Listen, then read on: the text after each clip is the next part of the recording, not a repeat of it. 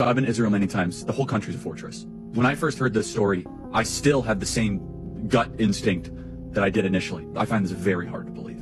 I've been to that Gaza border. You cannot go 10 feet without running into a 19-year-old with an AR-15 or an automatic machine gun that's an IDF soldier. Right? The whole country is surveilled. And so let me just kind of go through this. We don't talk about Israeli politics very often, and most Americans don't know this. The last 9 months, Israel was on the brink of civil war. It's not an exaggeration. This judicial stuff, there were hundreds of thousands of Israelis taking to the streets because Bibi Netanyahu was basically redefining the Israeli constitution. That's not an exaggeration, right? He said the judicial branch has too much power. There were protests planned this week against Netanyahu, where they anticipated tens of thousands of people to take to the streets. That's all gone, Patrick. Netanyahu now has an emergency government and a mandate to lead in Syria. But I think some questions need to be asked. Was there a stand-down order, Jerusalem, to the Gaza border? It's 45 minutes. 6 hours. They're live streaming the killing of Jews. Did somebody in the government say stand down? That is a legitimate, non-conspiracy question. The whole country is the IDF.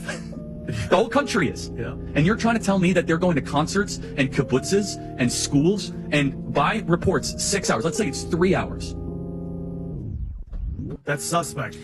But the fact is now Bibi and the Israeli hard-right government has a mandate. I gotta be careful the way I say this. They're gonna try to ethnically cleanse Gaza. I mean, I don't use that term lightly, okay? They're talking about basically removing 2.5 million people from there, okay? And honestly, they have a mandate to go seek justice and revenge. They do. This idea that they need to have a truce or a peace treaty, that's morally crap after you see women and children be burned alive and dragged to the streets.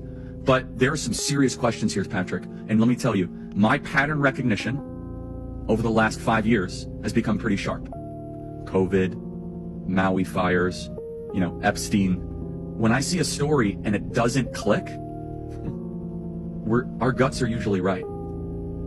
Yeah, this one's very weird. Can I comment on the, when you use the term ethnic cleansing, that will, make the hairs on the back of your head. I'm not accusing them of that. No, I'm just saying that term.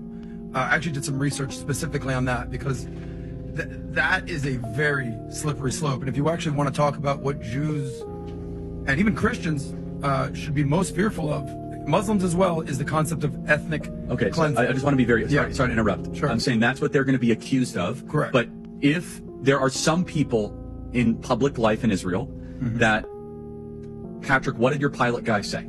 I want only Jews in Israel, right? Okay, that is a form of ethnically cleansing because 20% of Israel is Arab. Muslim. Correct. 20%. And people don't, or right-wing thinking. But I think civil war is a little premature, but